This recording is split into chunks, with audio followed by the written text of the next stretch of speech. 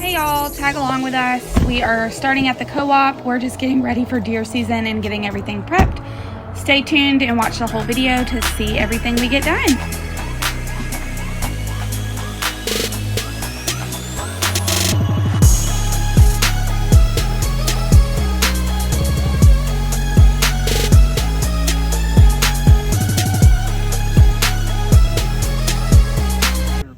Circle.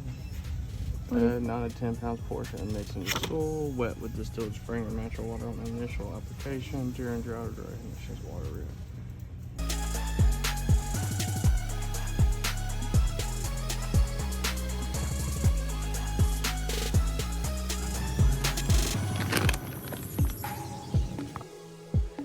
Good. We've got